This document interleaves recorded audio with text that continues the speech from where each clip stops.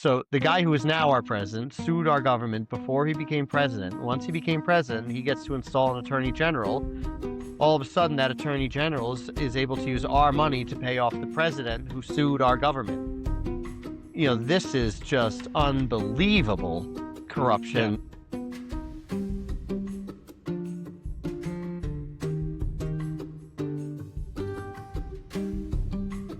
What's up, y'all? Welcome back to the Before You Speak podcast. I am your host, Derek Peterson, just processing the fire hose of my news feed with this guy over here, Mr. Elwyn Hutter, somewhere.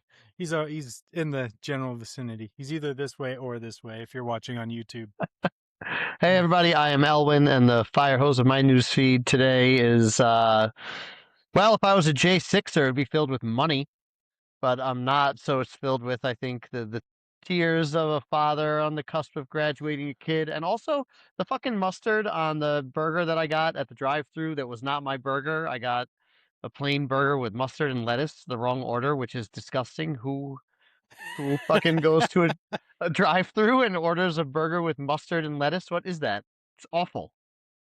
Dude, we both had some pretty terrible tasting experiences as of late. Last night I was filling up my water and I couldn't find the straw because I have a Stanley cup and we only have like two straws that fit that are long enough for it.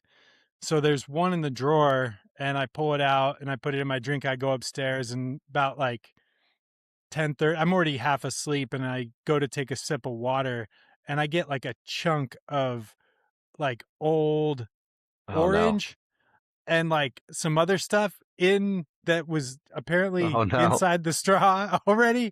Dude, I just about lost my damn mind, dude. I was so mad because I had to then go back downstairs, clean out the straw, refill up my water. I'm like, it was not good. Surprise, straw entries are not a thing. They shouldn't. I was driving back. Bianca and I had stopped at a drive-thru, and like she finishes the fries, and she opens the bag, and there should be two burgers. There's only one, and she looks at the label, the receipt, and she's like, "Oh fuck, this is the wrong one." She's all mad, so I'm like, "All right, I'll eat it." And literally every bite, I'm just like, "Oh, this is really terrible. Oh, this is really bad." Oh God, it's awful. It's so bad. Do you know what the only thing worse than that is? MAGA winning elections. Well, is that bad? Like, or does it make it easier to beat those fuckers in November? Oh, dude, I don't know.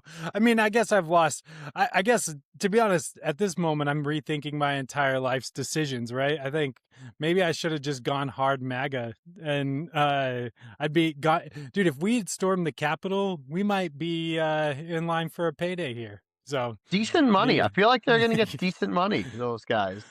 But no, the elections... if you're a smart person that's MAGA and you just use it to capitalize on all of the things that they capitalize on. Now, if you're one of the dumb ones that just gives them money and pays for all their bullshit, that's a different story. But I'd get in line for the checks they're about to hand out. Yeah, no, I think the first thing, the primaries last night, Trump had a great night because basically all his candidates won their primaries, and all the guys that have ever lifted a finger against Trump lost. You had Massey, you had Raffensperger in Georgia. Those are two of the bigger ones. And, the guys that are winning, he also endorsed Ken Paxton in Texas for Senate. So weird.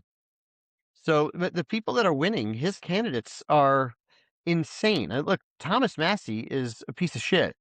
He's right on the Epstein files. He is wrong on everything else. And for him to not be, he lost to a guy that's even crazier and even more of a piece of shit. So, you have Trump with this 34% approval rating that's only going down, even in a Kentucky district. I feel like if you look at Massey, there are going to be people who are like, you know what? I really am not happy with Trump, but I'm not voting for a Democrat. And my guy Massey is, he stands up to Trump. I love him. I'm going to vote for him. Right. Well, now there's people who are going to stay home. There are plenty of voters now, I think, more and more, and they're watching Trump and they're the outer layer of the MAGA movement that are just they've had it. It shows in his approval rating. It shows in every metric that you can possibly see. So the more right and more MAGA these candidates become, it's an opening for the left. I don't know if it's possible, but it's an opening. And if not, man, we're gonna have some real kooky town in Washington next year. Yeah, it makes me a little nervous. I think there's like, and I heard somebody talking about this on threads where it was, exactly what you said. Like, you know, Massey was like somebody, a Republican that actually held to his values, right? He fought them on Epstein, was still in the camp of no new wars. Kind of reminds me of a little bit of Adam Kinzinger uh vibes, or slowly becoming that. I like Adam Kinzinger a little more, but like there's things about what Thomas Massey said that sometimes there's things about I can respect Thomas Massey's type Republicans from time to time. Like we can view certain situations different, uh, and I can respect that they prefer to not do things a specific way because of their own values, where it's not just straight corruption and lies and like cover ups. I think that's a difference of opinion and a different way of thinking. I can understand that. But like the people that are just like, I have no morals and values and I'm throwing them all out the window and I'm just going to fall in line with whatever they tell me to do in hopes to further my career. That's the kind of shit I can't stand. And that's Yeah, I mean, I basically the think entire Republican Party now. yeah, and I don't have to agree with Massey on anything at all. I mean, he's right on the Epstein files, but even if he, you know, and you're exactly right. He has a set of values, and he conducts himself in line with those values. Always, it's going back years. They've been profiling him for years, and that's always been the thing where he'll buck the party, or he'll be, one of seven people who are preventing someone from being elected speaker, whatever. It's always there's a straight through line with all of it that represent like, okay, we know what Massey's going to do, and he's going to do it. Uh, but these other guys, these MAGA guys, it's just a cult of personality. There's no Yeah. coherent policy. There's no coherent understanding of foreign relations or the economy or what is actually going on. There's no coherent memory of what you had to stand up for 48 hours ago, and now Trump pulled the rug out from under you and you have to stand up for something completely different. It's all transactional now. So, like, no, I'm not confident that a guy like Massey lost somebody that the Democrat is going to carry that district. But, it does make me more confident about Texas Senate, if Paxton's Yeah. going to win, because I think that in some of these places, yeah, people are just fed up with the MAGA, with MAGA. I don't know how you cannot be at this point. There and granted, I don't watch Fox News. I can't. Like I've tried a number of times to put it on, and it just feels like it makes me angry at the core because when I watch it, all I can think of is there's people that are watching this and believe it. Uh, and so it's so hard for me to actually like sit down and try to understand what the other side is thinking because it's half this shit that they say is so egregiously wrong. But with that said, I'm curious if some of this stuff opens the doors for guys like Massey in a different way. Again, like I don't agree with Massey on a lot, but the No New Wars, he was a No New Wars guy and released the Epstein files. He was working with Ro Khanna on that, and I have a lot of respect for that because he went against the marching orders of the MAGA folk to actually stand up for himself. And I wish more Republicans could do that. So Yeah, I mean the hope is that Massey in particular, he said it last night. He's like, I'm still there for 7 more months, and that he just fucking reads the Epstein files out loud or just blows the cover off of a whole bunch of stuff that he knows is going on. The burn it down. I suspect that my hope in that is kind of like me eating that burger with mustard on it. Like it's every bite is just as disappointing, and this is just me going back for another bite. And it's not. And Marjorie Taylor Greene didn't do it. None of these cowards who retire instead of getting primaried out.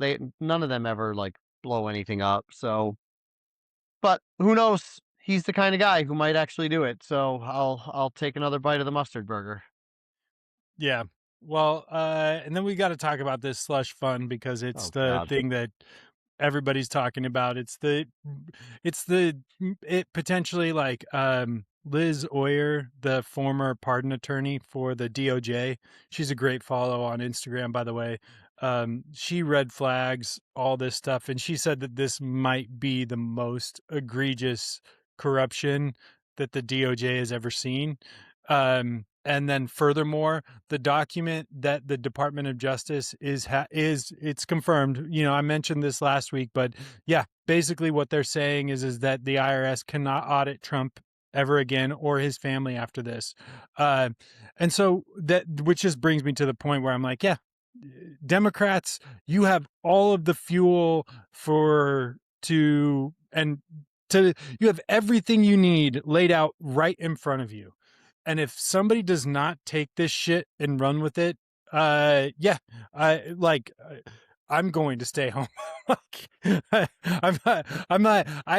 I need somebody that is going to be willing to prosecute corruption and is going to fix our Department of Justice and is going to push for Supreme Court reform. Like, Yeah, I mean I heard Shapiro say it, or maybe Ossoff. I don't know.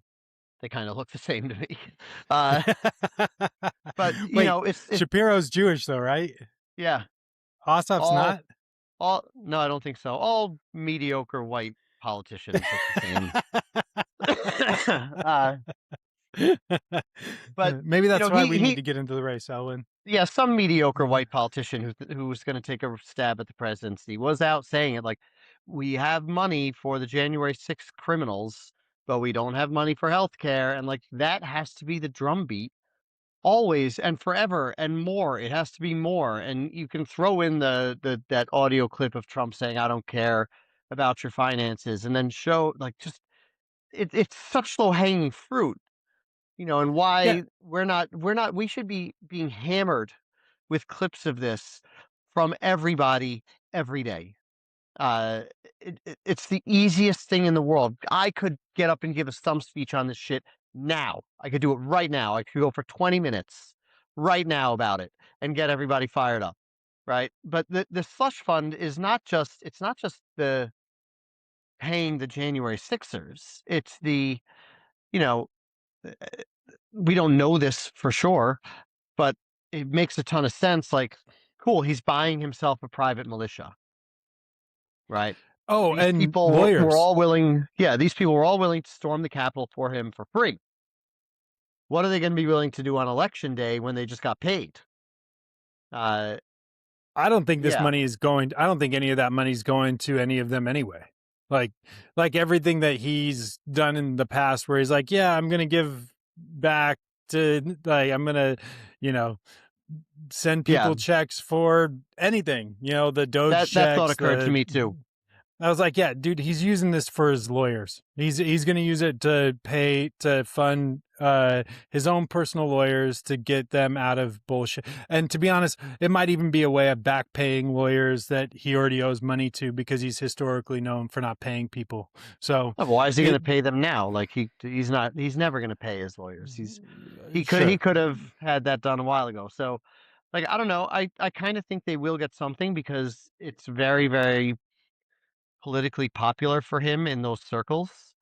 Uh, and he doesn't have to give it to anyone else. He can just narrowly target these payments to people who shit on the Capitol building floor as they were trying to overthrow the government.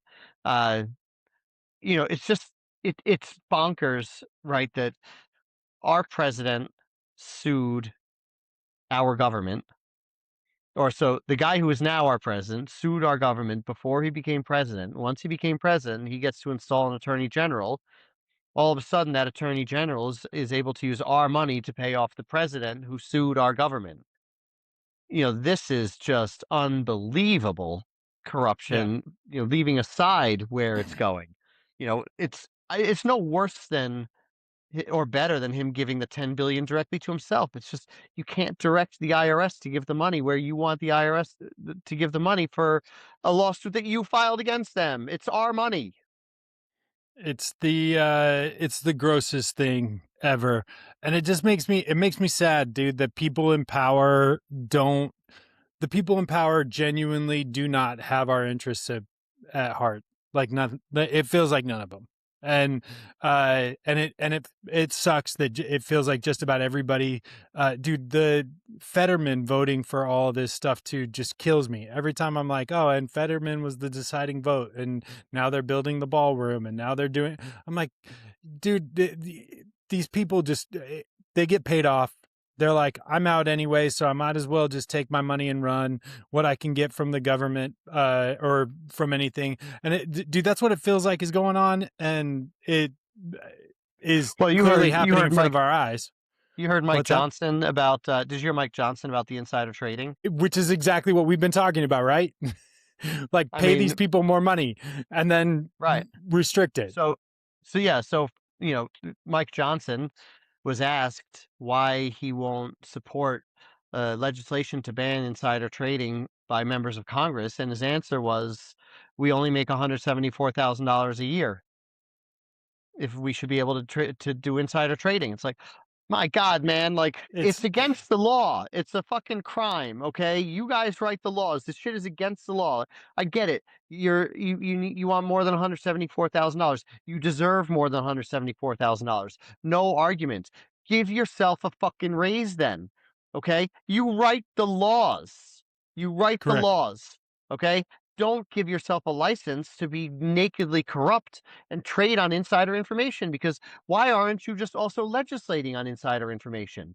Oh, if I pass this law, if I don't vote for a resolution against the war in Iran, then I know that I'm going to be able to make more money in my oil stocks and whatever. The corruption we've been talking about it. It never ceases to boggle my mind. And man, again, the Democrats, if they take the House, they fucking better be there on Yep. day one with all these anti-corruption laws.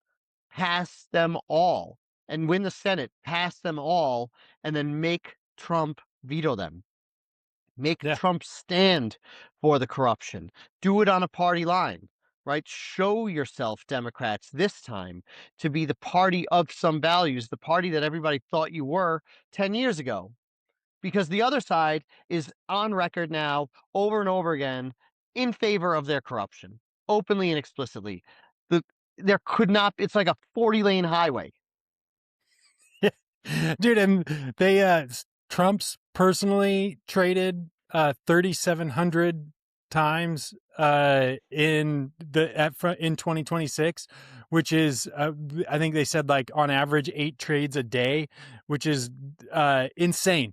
Insane that he's Yeah. buying Nvidia stock right before they announced that Nvidia is going to sell chips to China now. Like, dude, this shit does not get any more corrupt than this, and it starts from the top down. And this is the scariest part about it, is that, like, we talk about this shit with sports teams all the time, right? Like the best sports teams typically have the best owners, like, because the owners set the precedent for the entire franchise and club.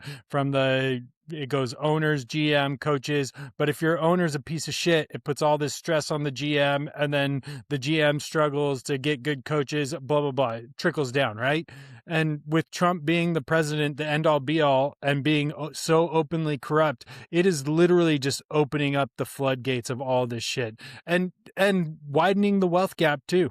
Like all this stuff this is the kind of stuff that makes people, the middle class and poor, get to a point where they're so angry and disgusted that, yeah, shit starts to, like, if it doesn't change, violence happens because there's no other choice. Like, they don't care about gas being $5 a gallon. They don't care that insurance premiums are up. They don't care that you can't afford food. They don't care that, the mortgage on your house went up because your property taxes just increased. They don't care. Like, none of this stuff matters, because a few $100s to them, they don't give a shit. But a few $100s to somebody that's on a fixed salary and a fixed income matters, because that $200 now is taking away from something that they enjoy doing to pay for something that they have typically paid less for at the time, or with where they're at and what they're doing. So yeah, this stuff makes people incredibly angry, and I genuinely could see why people will lose their shit at some point. Like, it feels like a boiling point is coming at some point. So,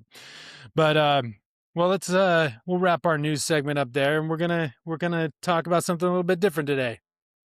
Yeah, We're gonna so talk. no, you Go go. ahead. Yeah, I'll you let you. no, your I'll job is let to you. introduce. Well, I'm a ways away. We decided we're going to talk about fatherhood a little bit today, because your daughter is graduating and flying the nest, which is a beautiful thing. My kids are a few years away from that. I have a 15-year-old, so she's 3 years away from the situation you're in. So we thought this would be with B graduating tonight. This is probably a good way to,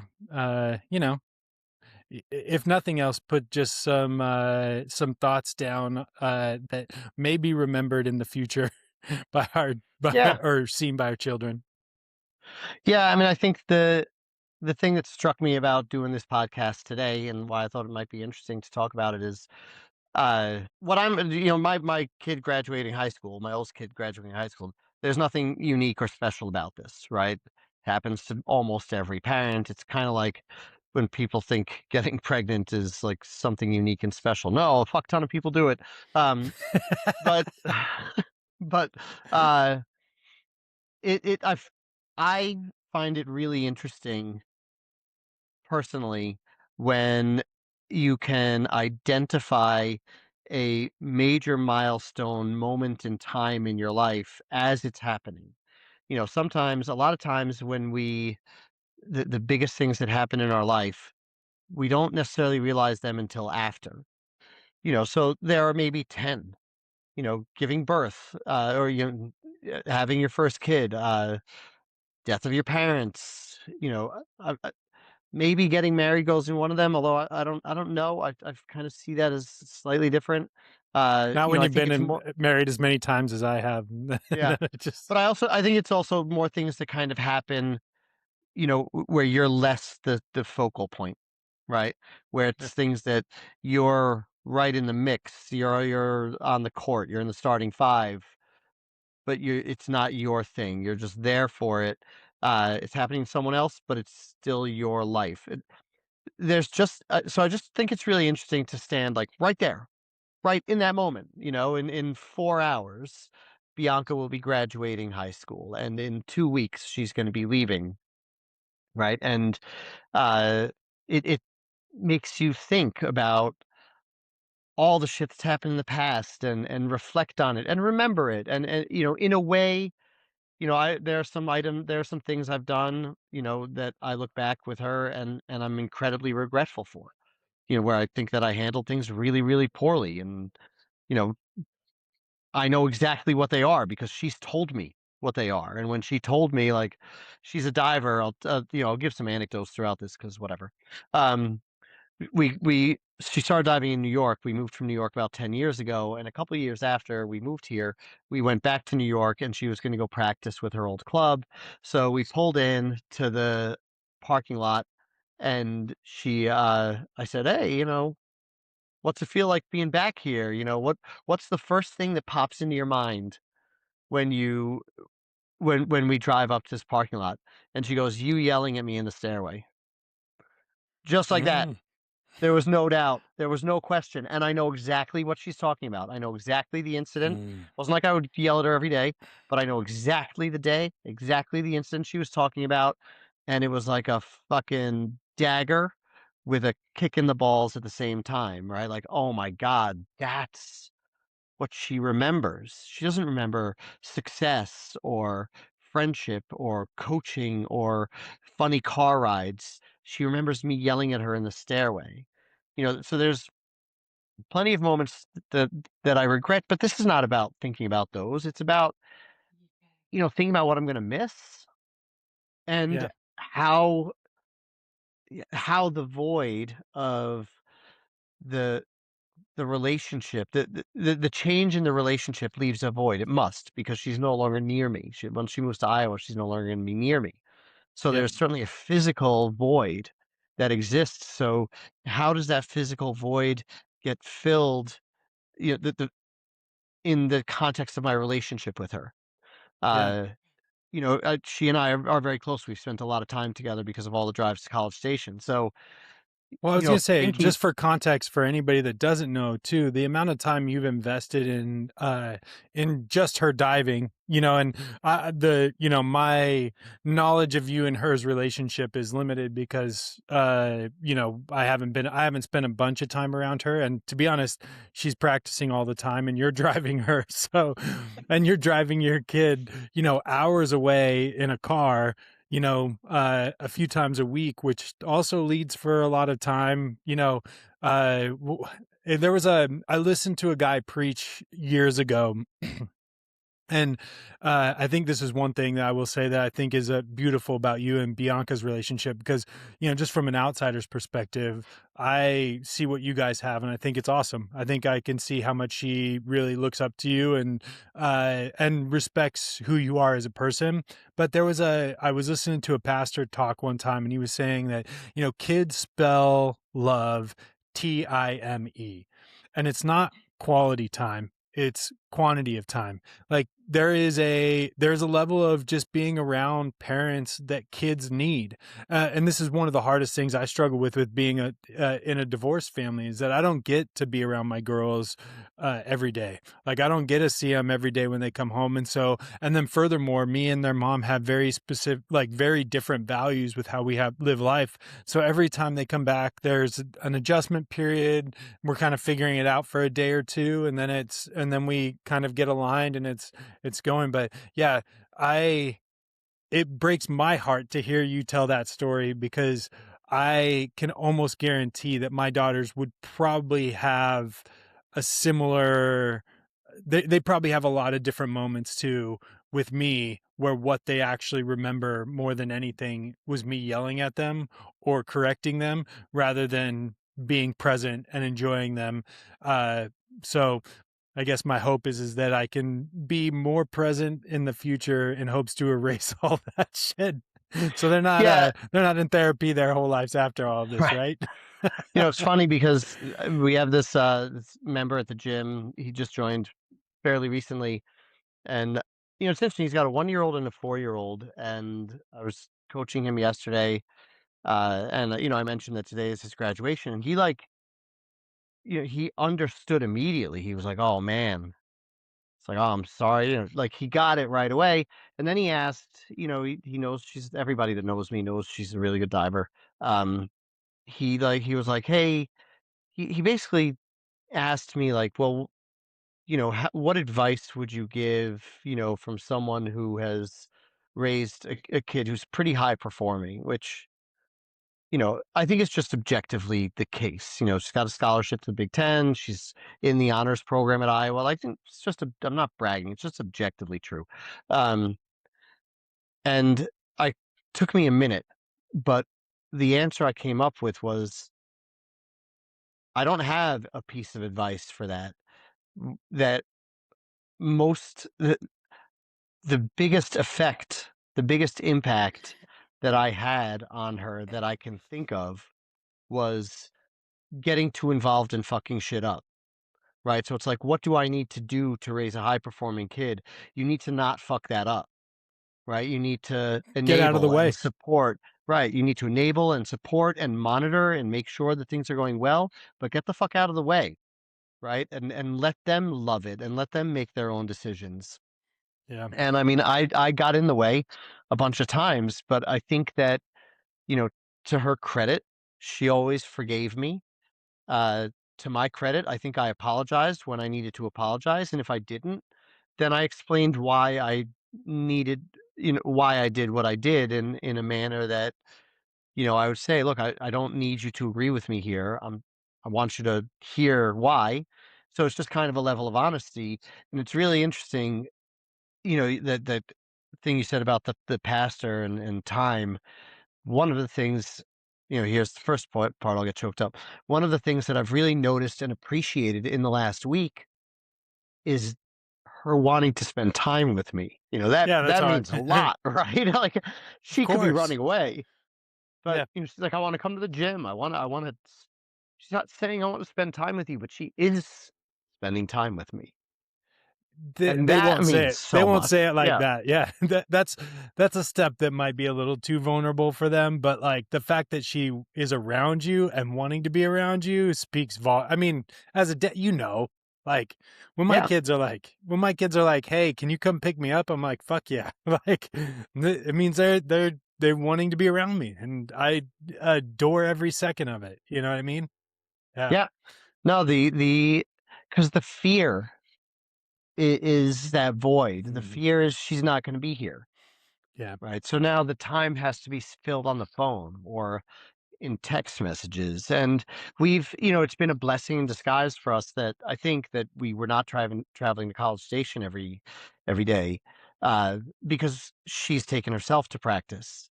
So we've yeah, had this separation and we've learned to fill the time to connect and communicate with each other, uh, on the phone or through other things. And so we're starting to learn, or I'm starting to learn. But, there are these graphs that show the amount of time the kids spend with their parents. And when they hit 18 years old, that graph, it's like a fucking cliff. It oh goes yeah, straight down. Obviously, it goes straight down. But, we get lost in 18 years. You get lost in taking care of the kid and in the day to day of changing diapers and homework and take a shower and did you eat, clean up after yourself, do the fucking dishes, your room's a mess. We get lost in all of that for so long that, like, right now, it's just like, man, I don't care. Okay. Her car's a mess. She's going to have to figure this shit out with a roommate on her own. And I don't care. I would do it the same way every time. yeah. Dude, it's funny. My grandma had and I don't remember the poem, but she had this really cool knitted poem that she had up on her wall. And it's funny because I remember it, but it never made sense to me until becoming a dad. But it was something about like, the cobwebs will wait, the dishes, all that kind of stuff, because these moments that you have with your kids are going to be gone one day, and you're gonna miss it. And like what you just said is really key. Like as like a few years ago, I noticed that, man, like I was angry almost all the time when my kids were around. Like every time it was just like this constant correction, constant feeling like I'm getting pulled in so many directions, and literally had to sit down and write a New Year's resolution to be like, I don't want to be this person to them. Like, and it means that I have to start letting some shit go. Like, I need to stop caring more about how the house looks than I care about them sometimes. I need to stop caring more about, what they're doing and what they're watching, and be more interested in who they are, and trying to connect with them on that. And it's fucking hard. It is really fucking hard to go from this little human being that you are required to do everything for physically, you change their diapers, you feed them their food, you do all that. And then it's like this slow transition of learning to just let go and accept them for who they are when you have like all the control over them early in life, right? And it's weird kind of setup, but then, when you get here, it's like, oh shit, I feel like one of those NFL players that finally retired, and they're like, what do you do? Like Yeah. I've only thought about playing football for the last 35 years, and now all Yeah. of a sudden I have to think about something else. Like what? Yeah. No, and we all, like I said, nothing that I'm going through is new. This point in time is not new, but it is just, it's really raising kids is really a strange thing because the best measure of success is their readiness to be without you, Yeah. right? And by the time you get there, that's not what you want anymore. It's like, oh, Yeah. great, Bianca's ready, man. She is ready to go. She's looking forward to it. She's got a good place. She's got a good setup. I think she's going to do great. I see how she handles adult tasks, and she handles them very well. Uh, she is ready, right? And I want her to be ready, and that's what all this shit was for her to be ready. It's just for her to be, I want her to be ready down the street. Yeah. That's what I want. But that's unreasonable because you can't hover, you can't always be there. There has to be the Yeah. growth of separation. Uh, so it's really interesting. There's a few points in my life where I can remember right in the moment, like the day, knowing, like, okay, and she's not actually leaving for a couple weeks, but graduation is like a pretty big deal, Yeah. but it's like Of when we course. adopted when we adopted my younger daughter, I remember walking up the stairs to the social services office in Bulgaria. At the top of the stairs, there's a door. And I remember walking up those stairs going, whoa, this is some trippy shit, man, because I am about to open this door, and on the other side is a new kid, right? And of course, Yeah. people give birth, but giving birth, there's labor and there's 9 months to get ready, and you're nesting and you're doing all this shit, and there's much more buildup, right? Here, we had waited, waited, waited. There was a little burst of activity, then we waited, waited, waited, and we got there. We got to Bulgaria. She's adopted from Bulgaria. We got to Bulgaria at like 2 in the morning, got up at 5 in the morning, flew to the city where she lived, and walked up the stairs. Right? Mhm. It was like that fast. It was just like, whoa. And she's 2.5. She's already formed. And the other one was like going, when my dad died, he died during COVID, and we had to take him off the ventilator. It was like, Mhm. you're driving there to do this thing, right? And now Yeah. it's like driving this kind of falls in that same thing where it's like, Mm. we all know it's coming. There's nothing we can do, right? So what I like about it, and what I like about talking about this stuff is I think it's really neat, and I hope everybody does this. I hope more people do it than I think do it, where you just take the time to be like, no, this is actually a big deal. Like this moment right now, I'm not lost in the planning. I'm not lost in the party and what I'm going to wear. I'm like acutely aware of what the moment is, Yeah. and that's the most important thing. Dude, it ties into just, I think, general struggles with, and I'm going to speak more to the male dynamic than anything else. And I think it might pertain to women as well, but I think women are probably far better at doing this at times, is just being present, like learning how to actually let shit go, and learning how to like stop stressing the shit that isn't that important. And look, there's a lot of stuff in life that we need to stress about, and we have a podcast where we talk a lot about stuff that impacts our lives every day, but the most impact that I think we genuinely can have isn't going to be through this microphone or through anything else that we do. I think the biggest impact we have is the relationships we build with our children, because if we set them up correctly, my hope is that generationally that they are better humans than I am, and that their impact in the world is a bigger stamp than and a bigger stamp for good, right? A bigger stamp of love than something I could ever give. And I hope that my kids do that. And when like, you're right, the moments that I adore with my children, especially now, are the moments that I know they actually want to hang out with me. So like when they like cuddle up with me, or they get excited about a daddy-daughter date, or like I can kind of see that they really want to talk to me about something and they're waiting for it. And I do daddy-daughter dates with my daughters every 2 weeks. And so they know that they get alone time with me during that time. And so oftentimes they'll wait to ask me questions until we have that. And it's kind of become a staple. We've been doing it for a few years now, but man, it's I really look forward to it now. And they sometimes they're shorter and better than others, but yeah, like, this, it comes and it goes, and what everybody says is correct. Like if you if you're not allowing yourself to be present, you're gonna miss it, and you're probably gonna look back on it, and you're gonna regret that you were just rushing them to grow up, because once they're gone, you're gonna look back and be like, "What the fuck was the point of all this? If we don't have a relationship," you know? Yeah, there's like I think memories come from two places, right? They come from big special events, but then they also come from the small little shit, right? Like I asked you last week the question about like when someone who is deaf thinks in their head, do they Yeah, what language, right? That was yeah, because, like 11 o'clock at night, Bianca found some web page with like weird questions. And we stayed up for an hour, you know, asking and answering these weird questions. It wasn't yeah, an event. It wasn't something we planned. It was just we were fucking bored watching TV. Whatever game was on was over, and she started asking these questions. And the next thing I know, it's an hour later, and we're still asking these questions.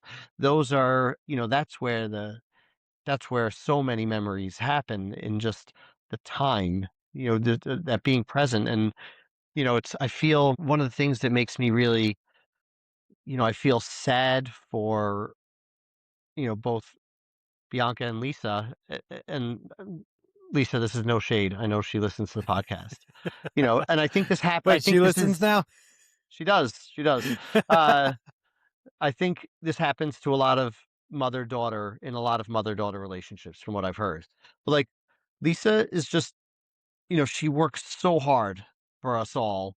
And so much of what we have is because of what she does and the effort she puts in professionally to support our family so that I can sit here 2:30 and do this shit, you know.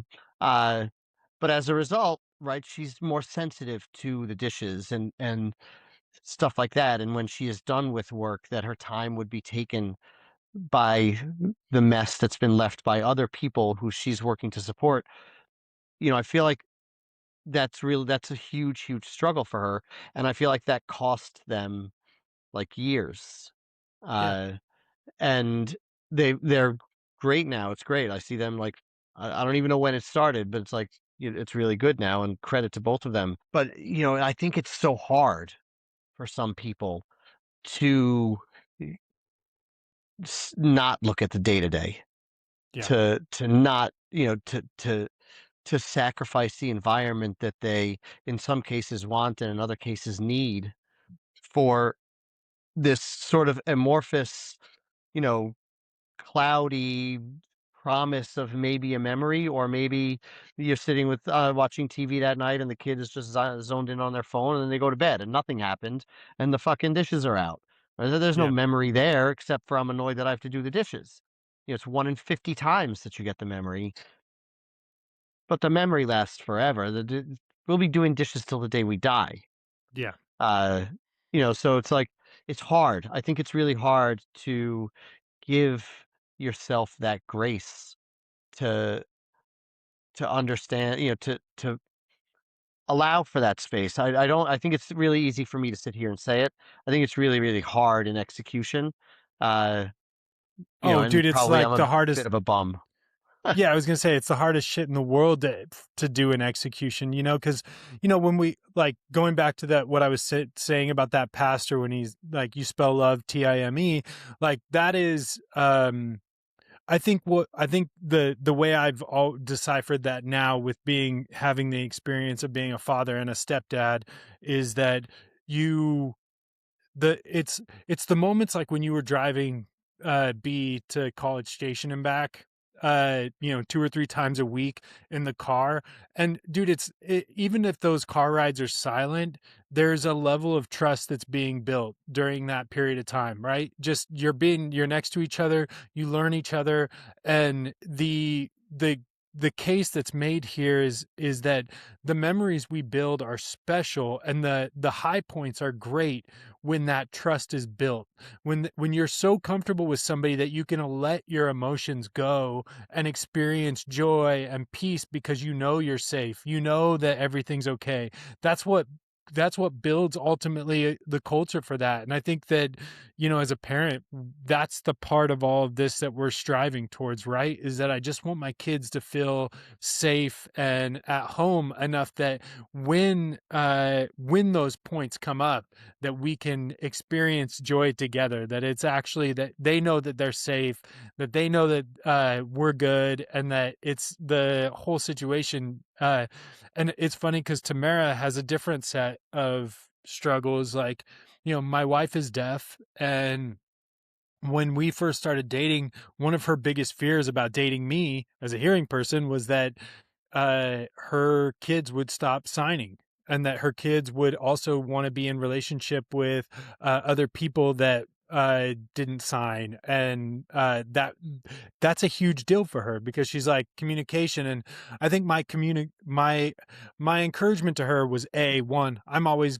going to have her back, and which I always will. But two, I think we've really tried to shift over the last 2 years to build a place where when our kids come back to us, they feel welcomed and loved no matter what.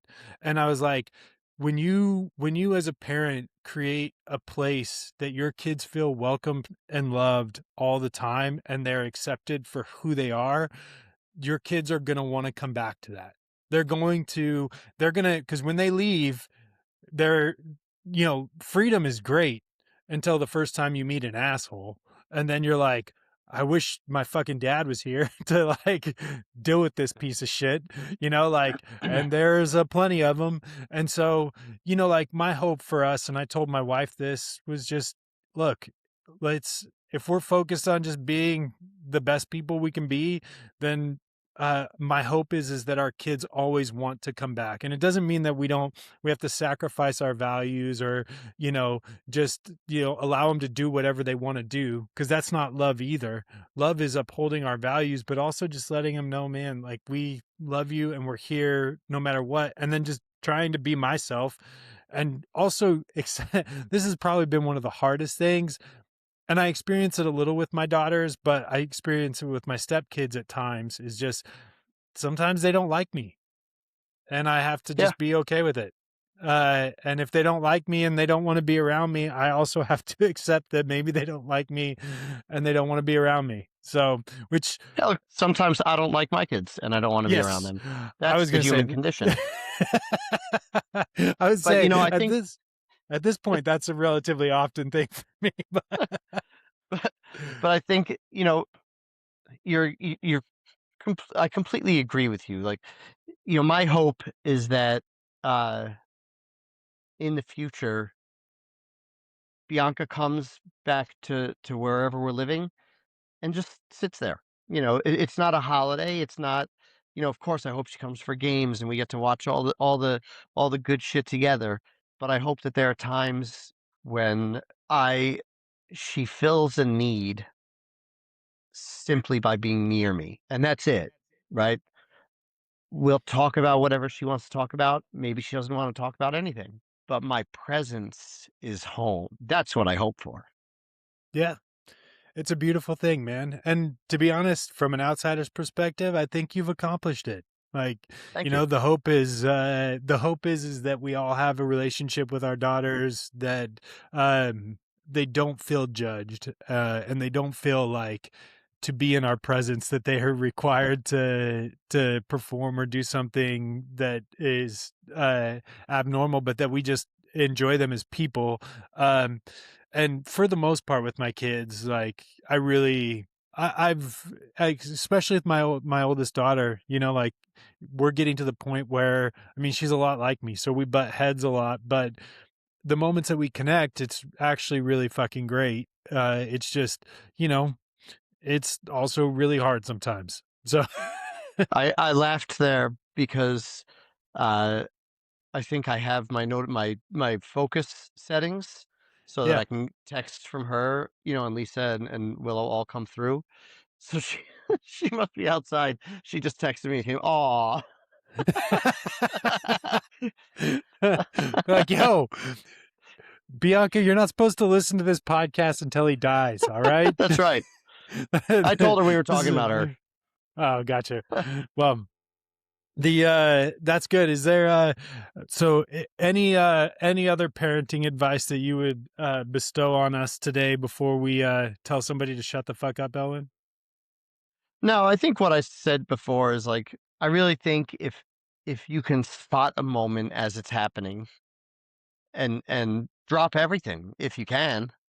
When we were doing those questions, like I was like, I'm ready for bed, but like, no, this is happening right now. This is better, right? Like if you can drop everything when you feel that moment, do it. Drop it all. Yeah. Live in that moment. And when it's a big moment like tonight, know it, live in it, to absorb it all before, during, and after. I think that's the most enriching thing that we could do. Man, it's a tale as old as time, but probably one that will go on forever as well because, you know, as soon as we get old enough to worry about shit, we start worrying about it and we forget that there's beauty going on all around us all the time. And if we don't actually take a second to embrace it and really enjoy it for what it is, we're gonna miss it and look back and be like, what like man, that sucks. And celebrating those moments, man, it's a as a parent, there's just something that's so fucking hard about that dynamic to just be able to let go and allow your look at your kids as human beings and people and just be present with them rather than trying to control some form of outcome. And like I guess it's a skill set that we all have to learn, but the ones that get better at it earlier, man, they live a much more blessed life, in my opinion. Probably one that's a little more fulfilling, at least. Um, so, well, are we telling somebody to shut the fuck up today, Owen? What's going on We here? are, we are. So shut the fuck up, me. You're gonna Yes, love this I've one. been Yeah, waiting for this that's right. one. No, you're really gonna love this one. Okay, because we had all this family over this weekend, and uh, the on Friday night when most people came into town, we sort of invited people when they came in to come over for dinner, and we got some Rudies and well, so Lisa's brother was here. He came in Thursday, and you know, we enjoy sharing a glass of whiskey together. Uh, so we're hanging out Friday, and I hadn't really been drinking anything because Saturday, Sunday were just packed in days. And my uncle shows up, who he's also a big whiskey fan, and I haven't seen him in a long time. And so he comes in, and I'm kind of like excited. And I'm like, "Oh, do you want some whiskey?" And I give him a glass, and I give another sort of uncle cousin a glass, and I just completely fucking space on the fact that Nick is right there. Right? It's the same thing I did to you. It's the same fucking thing I did to you when you came in and I was yammering on about buying a house and you're like, "Bro, I'm right fucking here and I'm a realtor." Right? Nick is like, "Bro, I'm right fucking here and I love fucking whiskey." And he was really quite upset. Justifiably so. Justifiably so. And Lisa told me he was upset and she had my back and I called him the next day and apologized, but it's like, man, sometimes I gotta open my eyes and shut the fuck up for a moment, take a look at who's around me, and map, what I know is important to those people over the thing that's the most important to me in that moment, right? It's a hole in my game that I know about that really puts people that are close to me and makes them feel like shit sometimes. And I can do better. So I got to shut the fuck up sometimes and just, the least I can do is apologize after I fuck it up. I didn't come to his house. I didn't go standing with the radio outside like John Cusack. No, but you but don't the shut the you don't fuck up. like him as much as you like me. I'll take it. He was I'll here take it for that like way. four. He was here for like 4 more days. I had the opportunity. Uh, but no, uh, Hmm. no. So me, I need to always keep learning when shutting the fuck up is appropriate, and recognizing that I live in a society just like everybody else. And as much as I don't want people saying and doing shit that leaves me feeling like I'm out in the cold, that sometimes I really do that. And not everybody does. It's one of the things that I do. I know I've done it now a few times, and I need to keep learning. So I need to shut the fuck up this time and learn. Well, the self-awareness of being, I think it's usually what comes after that matters the most, right? Um, like that's the thing that I think, as an adult, we all recognize the fact that we're not going to be perfect and we're going to step on other people's emotions at times. And we can all be shitty to somebody, and oftentimes just out of negligence. But the fact that you're willing to own it and you are willing to apologize says more about who you are than probably 80% of the rest of the population at this Yeah, point. you're probably So, right, but I take that more as a sad commentary on everybody else than I don't I don't believe people should get a ton of credit for doing the thing that they should do. Like you, you should get credit fair, for doing something unusual. You shouldn't extraordinary, get yes. Yeah, you shouldn't get too much credit for doing the shit you should do.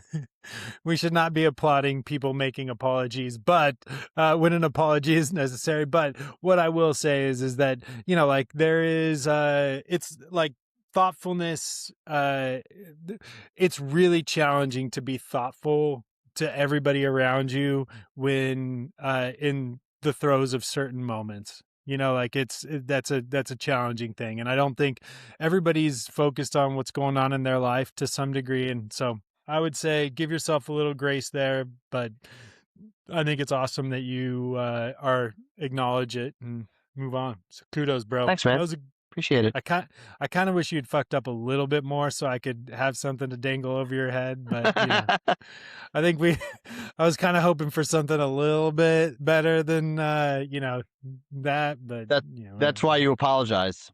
I mean, that's right. That's why apologies work, right? An apology is just an acknowledgement that you fucked up. Yeah. And once you make that acknowledgement, it's like, you know, you've not made it right, but you've closed the door on too much further criticism. It's like, I'm sorry. Like I said, I was sorry, man. I fucked up. I can't make it Yeah. right. All I can do is tell you that I know I fucked it up. It's like, it's kind of over at that point. So Yeah. You are correct. And at that point, like there's a truthfulness that comes along with it. Like, yeah, like I don't know. There's certain things like that where I'm like, yeah, like I'm working on being more thoughtful and better at certain things, but yeah, I may not ever arrive. So it's between me and God. And if people hate me because I am an asshole sometimes, that's, I think, par for the course. To be honest, I think if you're not an asshole sometimes, you're probably doing something wrong. So I'm pretty sure I'm plenty much an asshole. Fine. You're pretty good. You're pretty good, man. Everybody that met you this weekend was like, man, that Derek, he's a great guy. Yeah, but they don't know me. See, they don't do a podcast with me, Owen. They also said he's really tall. I was on a boat with a bunch of I'm pretty sure I was pretty sure I'm the only person that was above 6 feet. So I'll take it. I'll take it. Well, what are we talking about next week? I don't know. I don't know. There was but I do know that Bianca just told me you wrote the wrong school on her card. Oh, did I? Yeah. Did we say Iowa State? I hope I said Iowa State. Oh, don't say Iowa State. That'd be great. You said Iowa State? I don't know, but if I did, it might have been a Freudian slip. But I'm okay. I was born in Ames. I told her. Like, yeah, I my dad was a Cyclone, so and I got offered a full ride scholarship to wrestle at Iowa State. So she's burning you in effigy right now. I have no loyalty to Iowa State, so I'll happily wear a Hawkeye T-shirt in support of B whenever needed. So there you go. I'm in. So we'll figure out next week. I'm sure it'll be a banger. It'll be something cool. It'll be a banger. All right. All right, man. Off to next Thank week. you. See you later. Yep. Later.